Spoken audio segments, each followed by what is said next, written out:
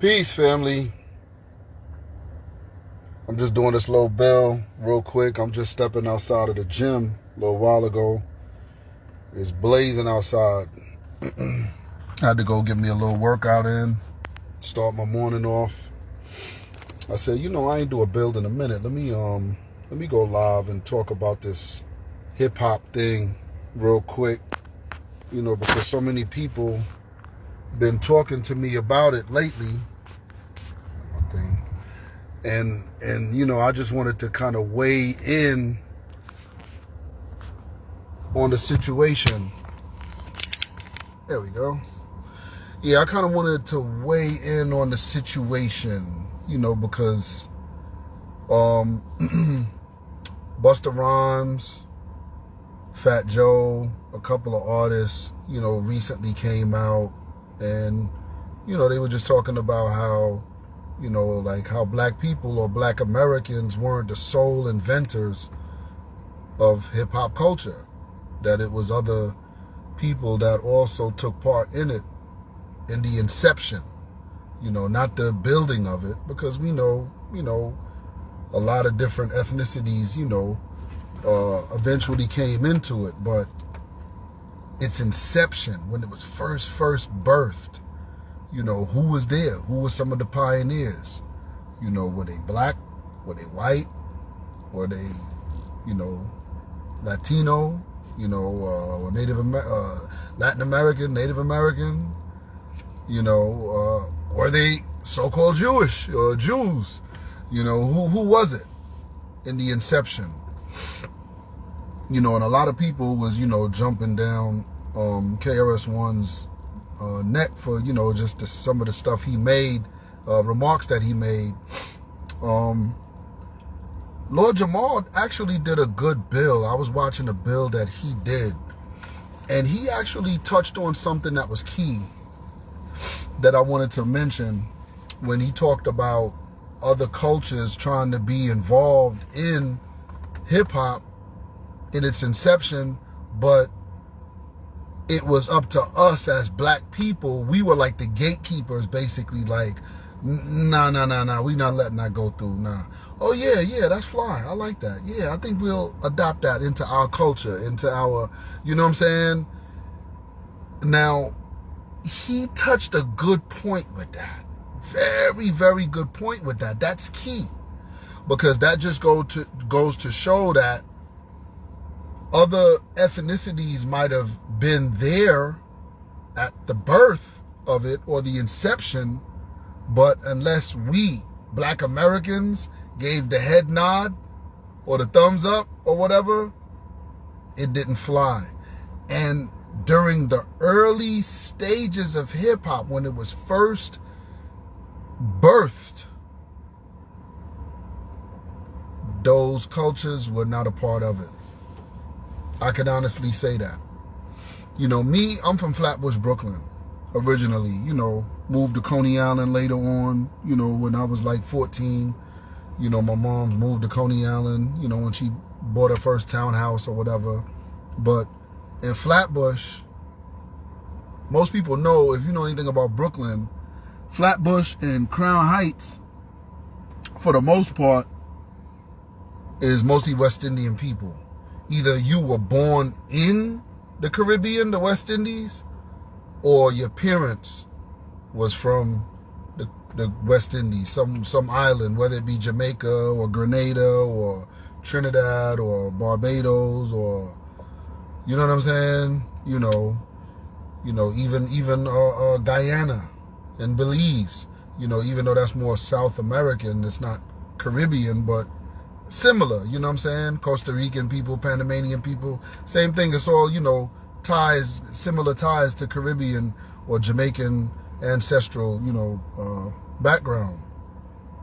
So during the late 70s, I could remember in Flatbush, it was mostly white people.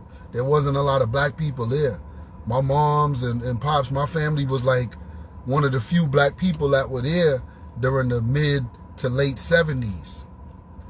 I want to say about like 78, 79. The whole dynamic, the whole spectrum changed. From white people started moving out. Why were they moving out? Because all of these black people, West Indian black people, you know, again, Haitians, Jamaicans, Trinis, Bajans, you know what I'm saying? You know, they start flooding the communities in Flatbush and Crown Heights during 1979, 1980, 1981, flooded the community. But guess what? By that time, hip-hop was already on its foot moving. It wasn't just in the Bronx. And that's another like kind of debate too, because for years we've been hearing that it primarily started in the Bronx, when there's documentation that cats in Queens, cats in Brooklyn, you know what I'm saying, all throughout the city was really doing hip-hop. You know what I'm saying? A lot of them, the West Indian people, didn't really get into the hip-hop or rap music until they came over here to America. Once they came over here to America, and also Latino people too, from that's West Indian, such as Dominicans, or, you know, like, you know what I'm saying, they're you know, same thing. In New York, there's a lot of Puerto Ricans. Puerto Ricans and black in New York are like this, pretty much, because we came up hand in hand together. But when hip-hop started, you know, I had a conversation one time with my daughter, and I told her, I was like, you know, there was a time when there was no rap music on the radio. I could remember that time when it was just disco. It was the disco era when I was a kid, and my older sisters and them used to, you know, be listening to the disco, and I remember that. When hip-hop came in, a lot of those break beats and stuff like that was used from those. They slowed down the disco beats a little bit.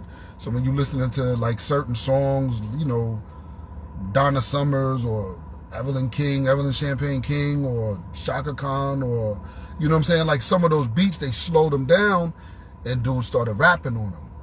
The DJs was mostly like kind of like the rappers, because they would be spinning records, and, you know, they on the mic while they spinning the records. They on the mic, you know, trying to move the crowd. Yeah, throw your hands up. Say ho, ladies, say ow. You know, just trying to get everybody hype and into the party mode. But eventually the MCs, you know, started doing that job and assisting the DJ while he played the selections or the music. They started doing that. And kind of Jamaican culture is kind of very similar to that, in the way in which it got started, because again, the DJ, or in this case, the selector, because they're called select. The DJ is the selector. He selects the music. So the selector is the one who is selecting which tunes to play. And, you know what I'm saying, he was the one on the mic at first, you know, like trying to get the crowd, you know, but eventually another individual took on the mic and he became the DJ, but he's a rapper or MC.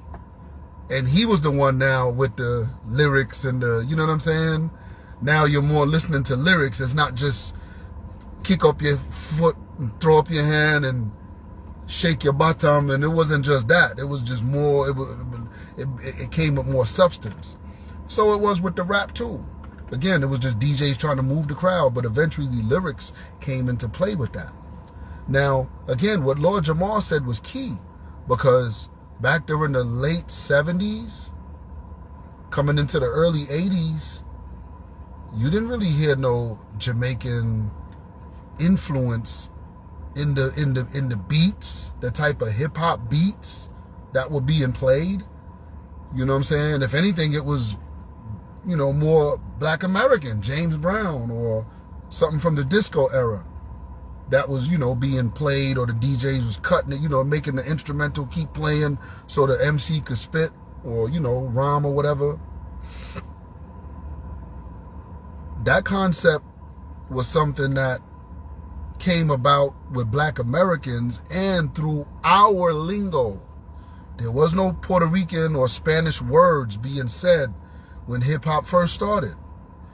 There was no Jamaican twang. There was no patois.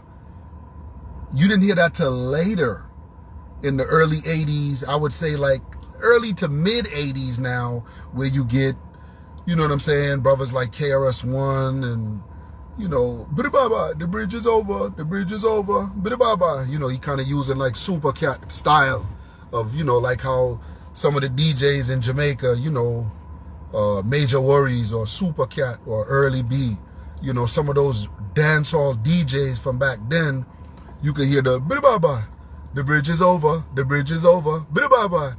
Say me coming in the dance with the spliffer Sensi, down with the crew called BDP, you know, and he, you know, and then I think Grand Puba had a, you know, like kind of like a reggae type of joint back in the 80s with the youth Don Barron, youth named Don Barron, you know, the diddly Grand Puba, you know, like who all could go back and kind of remember that or think back to that era. That might have been like 84, 85, you know. Now you start hearing more West Indian, primarily Jamaican, because nobody was really using Bajan slang or Trini slang or Guyanese. Nobody was on there with the Yamada cunt and you know, it was blood clot and bumba clot, ras, and you know what I'm saying. You heard words like that started to eventually incorporate into the hip hop. Same thing with, you know, with the Hispanic. You started to hear Spanish words being incorporated into the, you know what I'm saying? You know, I remember like in Flatbush, like the Real Roxanne and, you know, Howie T and even some of the brothers from UTFO, they were either West Indian, you know, like, or Hispanic, you know, like the Real Roxanne or whatever, half Puerto Rican, half black, or, you know what I'm saying? That was in the mid to early to mid 80s. But late 70s into the early 80s, we were the gatekeepers. You could, and I know this again for a fact because growing up in Flatbush, some of my homeboys and friends or whatever who, you know what I'm saying, parents or whatever, you know, might call them out the door, yo, you know, and they got an accent. Niggas used to be snapping on them, you know, like, you know, how they say ranking on them, you know, we used to say back in the days. Niggas just start joking on this nigga like, oh, yo, your mom sound like an African booty scratcher, nigga. You know, oh, your mom's is, you know, like if your mom's from Jamaica or something, or your people from Jamaica, oh, yo, some banana boat niggas came over here on a boat, which is one of the most, if you Jamaican or, you know what I'm saying, that's one of the most disrespectful things you could say to a yard man as a black American or American person, telling them that they came over here on a boat. They ain't had no means to fly or technology to get on a plane and fly over here. You know what I'm saying? They had to get on a boat and just canoe their way over here to the shores, and you know what I'm saying? So Junior Reid do the tune, the song back in the days, you know if you call me, you know if you call me no banana boat, boy, hey. So, you know, that's disrespectful to, you know, next to go suck your mother or, you know, go suck your, you know what I'm saying? Yo, you call them a banana boat, you know what I'm saying? That was disrespectful. You know what I mean? Haitians, we used to, oh man, we used to tear them apart. Spanish people, we used to joke on them. That was funny. You know what I'm saying? Now, granted, you know, in their defense, it was our ignorance as black Americans because we, you know, laughed and joked at these people and stuff. And, you know what I'm saying? Even in my own family, you know what I'm saying? Like on my father's side of the family, you know, like, but it played a key role, or it was critical when we consider what did they bring to the culture.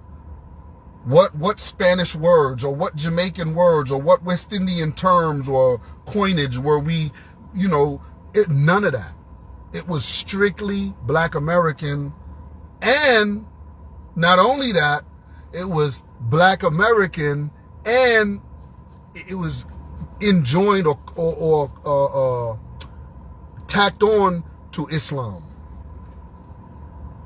That's the birth of hip hop. Islam. A lot of people may not even know that, but you know, the 5 percenters, the Zulu Nation, those brothers, primarily the 5 percenters, played a major role in the inception of the hip hop culture. Most of the rappers, either they were God body or they was just talking the slang.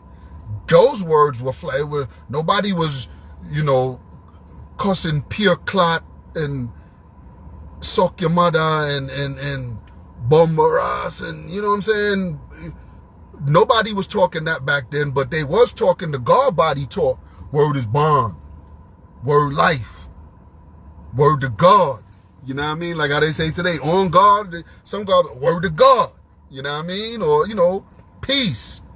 You know what I'm saying? Like, do the knowledge. Even Islamic words. Salam. Salam alaikum. I mean, these were words that were incorporated into the culture of hip-hop. Black American, Islamic Black American culture is what birthed it. Because again, most of the people who began this culture were conscious individuals. Not all of them, but a good number of them were conscious individuals. There was a time when in hip-hop, like, you didn't get 5 mics unless you was talking about something. You couldn't get on there just rapping about foolishness and expect to be a 5-mic MC in the Source or wherever. Nah, you was joked at. You was looked at as a clown rapper. You know what I mean? A candy rapper. You know what I'm saying? So the key issue is, what is Black American culture? Because I've argued this point with several people. And I could agree with Busta Rhymes and some of them when they say Black American people didn't have no culture. That's true to a degree, all the way up until the 1960s. Prior to the 1960s, we could kind of say Black American people, yeah, we really didn't have no culture. Yeah, we had music, we had rhythm, but that's not really what is indicative of what culture, Black people all over the planet, because we are universal. We come from the universe. We come from the planet Earth, right? We morphed up out of that into whole sentient beings walking around. There's a frequency of vibration that goes through Black people all over the planet, no matter where you're at. The frequency of love, compassion. That's Black people all over. That's why the white man it was so easy for him to go to different native lands, and we see them and we take them in. They didn't appear to pose a threat to us, so we take them in, and finally we realized that they were different. They not like us. They different. You know what I'm saying? They got a underlying motive. They finna kill everything, right? Everywhere Black people are on the planet, you're gonna see love, compassion. You're going to see that expressed in art form, in literature. You're going to hear music, vibrations, the African beat of that drum, the kete drum, like Kia Platan said. Beat, man, beat on the kete drum. That's everywhere where you got Black people.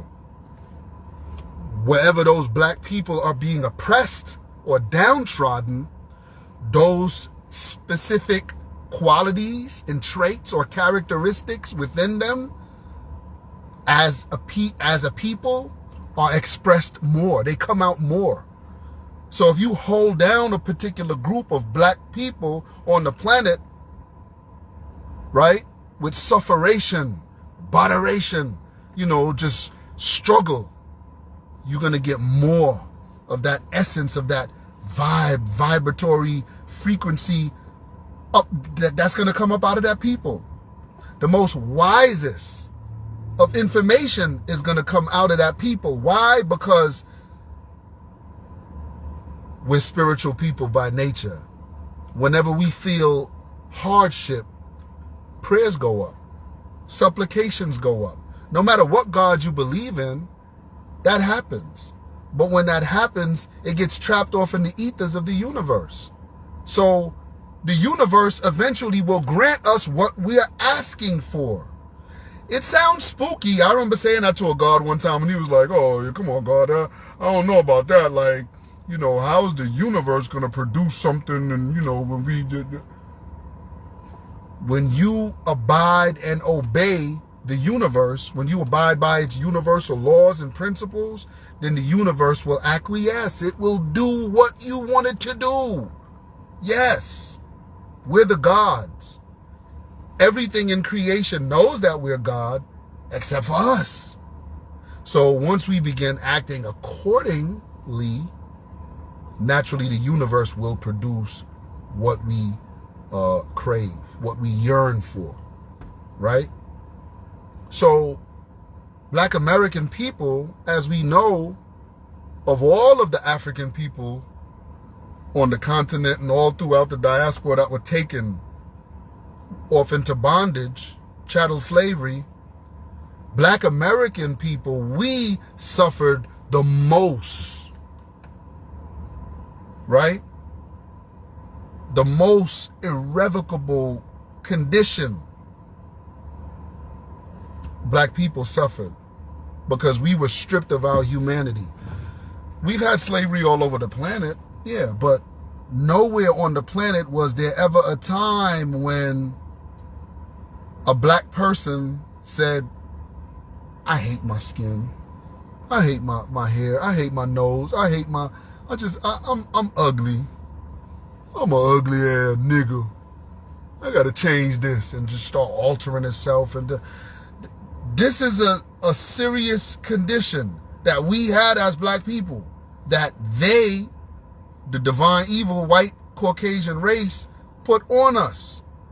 Not for 10 years or you know, a century, or for centuries. For centuries. Nearly 4 centuries.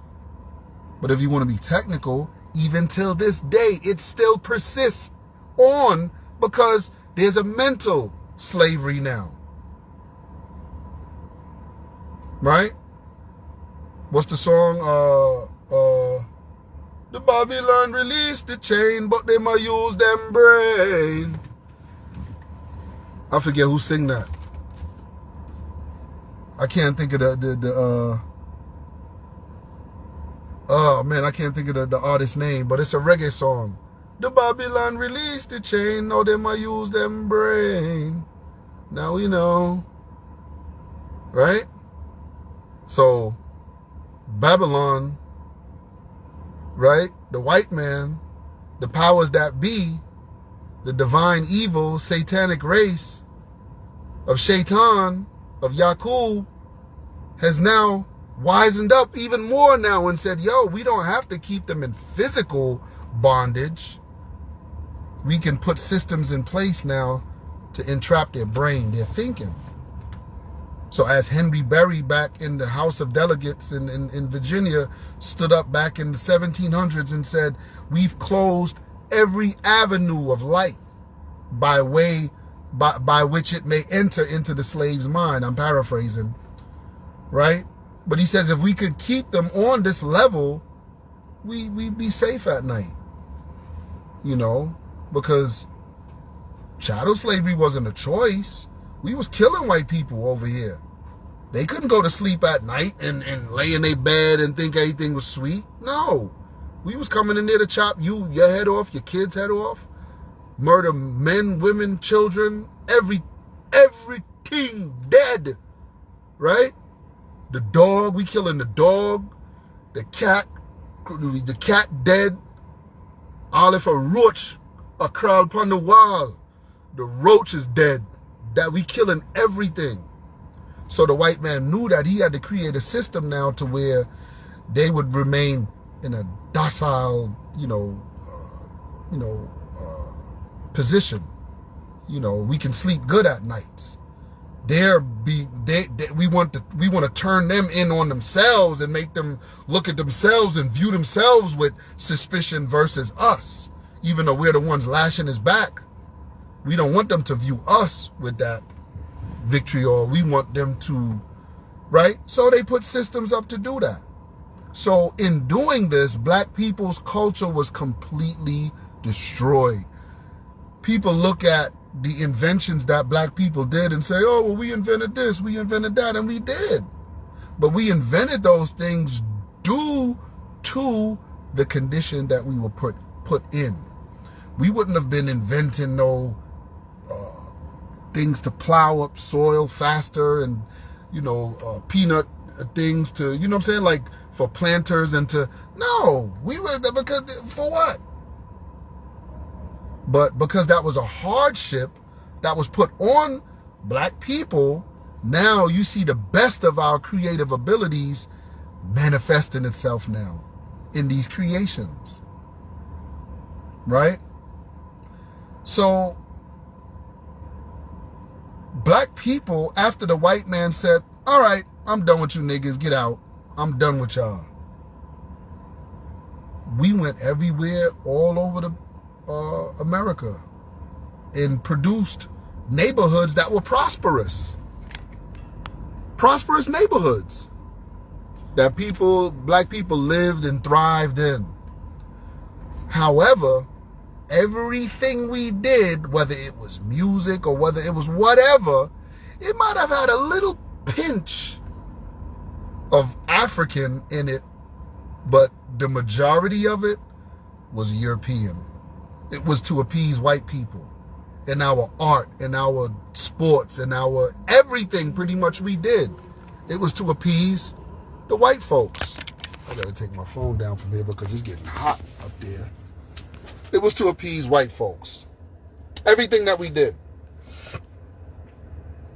Very few creations had that stamp of African or black African culture on it, or Islamic culture on it, until the advent of Islam, or the 5%ers in the 1960s. 5%ers play an important role, because even though Master Fard Muhammad, Allah in the person of Master Fard Muhammad, to whom praises are due forever, came over here and brought us Islam, a lot of us wasn't practicing Islam. We weren't doing Islam just yet. We weren't doing that yet. Just in the Nation of Islam, we were doing it. But out in the streets, in the general public, we weren't doing that. But now, with the advent of hip-hop, rap music, with a lot of the 5%ers now, which is an offshoot branch now from the Nation of Islam, or a branch group from that, theology and teaching, now you start to see it incorporate into the 1960s conscious revolutionary movement now of black people. Black people didn't have a culture until we stood up and said to the white man, no, we not doing that. It was, what we say is hot. What you say is not. What we say is hot. That's when black people officially had their own culture. Because we can't look at well, what about soul food? That's black culture. No, that's death culture. There's a difference between black culture, white culture, and death culture. Technically, white culture is death culture, because pretty much in all things white people do, it's to their demise for the most part. But as black people, we follow in what they do. Right? When we see them doing something or whatever, and once the white man gives his stamp of approval on it, we acquiesce to that type of behavior, or to that type of whatever. We follow right along. We jump in line and follow suit. Because the white man was our daddy for so long, for 400 years. Right? He was our daddy. Even after the white man kicked us off the plantations and said, go, nigga, go free, go, nigga, you out of here, you free now, go do you. We went and started our own communities around the place. But when you look at the black culture, it was still a culture of death and decadence. It was still the white man's culture all wrapped up in there, because we still did Christmas. We still, his holidays. We still did all of that. So black people or Black American people didn't really officially have our own culture until the 1960s. Because again, once James Brown and a lot of the young brothers back during that time was, I'm black and I'm proud, whom he was sparked from the Honorable Elijah Muhammad. That's why we say the Honorable Elijah Muhammad is the father of consciousness in Black America. There's no disputing that. There's no argument with that. Well, how can you debate that? No. We love Marcus Garvey. We love Noble Jew Ali. But the Honorable Elijah Muhammad is the father, or the spiritual mother, if you will, of black consciousness in America.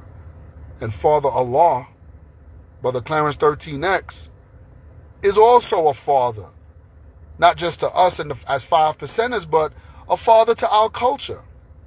Because he made it more applicable to the black American thug niggas. Right? Niggas that was in the streets, drug dealers, whatever. He made it more applicable to them. And more easily accessible. Right? You could get lessons now and you don't have to go through the rigorous training of knowing knowing the protocol of how a God's supposed to move. All you gotta know how to do is just quote. Once you're able to quote it, you're one of us. You're good.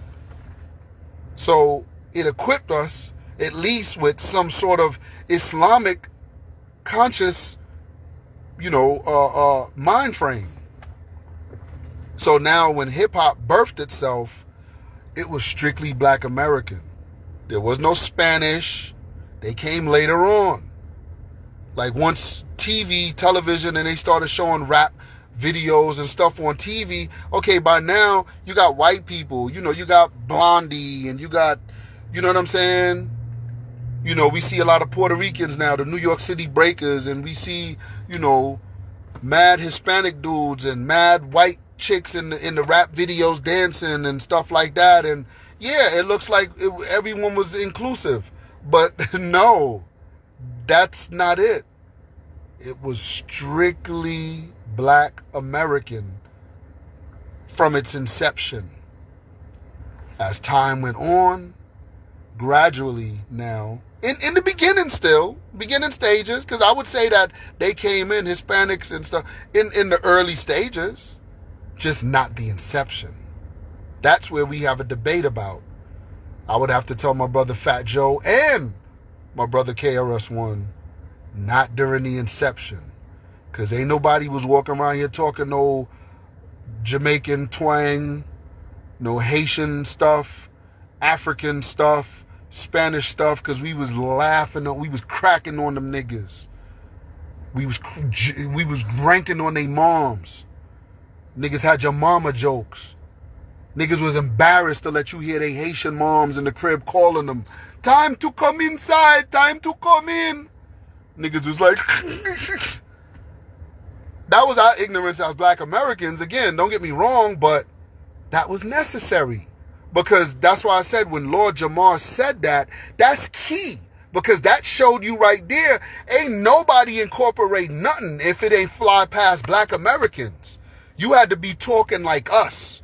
You had to be moving your hands and your body like us to be talking.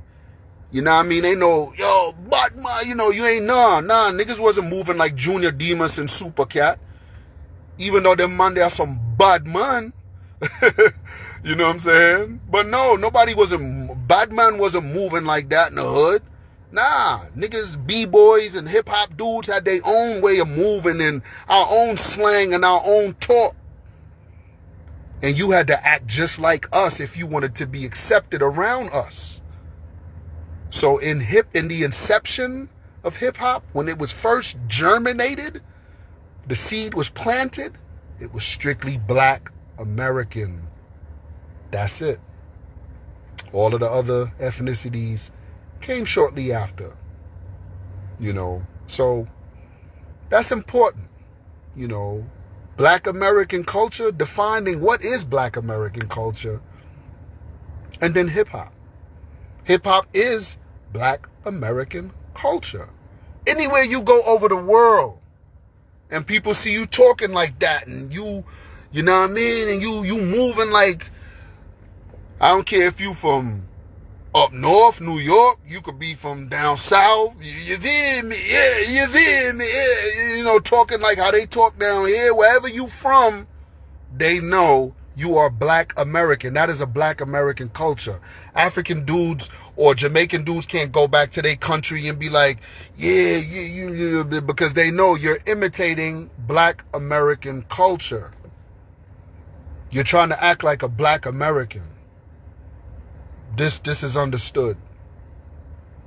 So, again, that's just my little rant for the morning, man. I'm just leaving the gym this morning. I'm about to take it to the kingdom, take me a shower, freshen up, and, you know, I just had to drop that little information to the people, you know what I'm saying?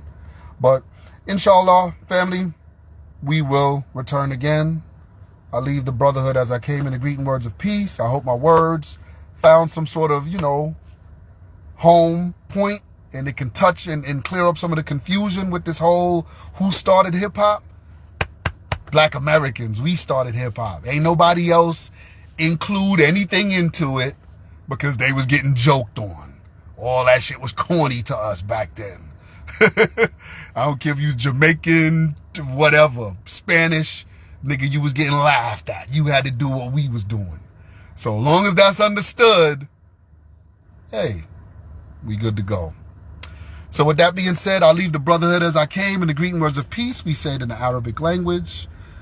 Assalamu alaikum. Peace to the gods, peace to the earths, and all of the righteous families of the planet. Peace.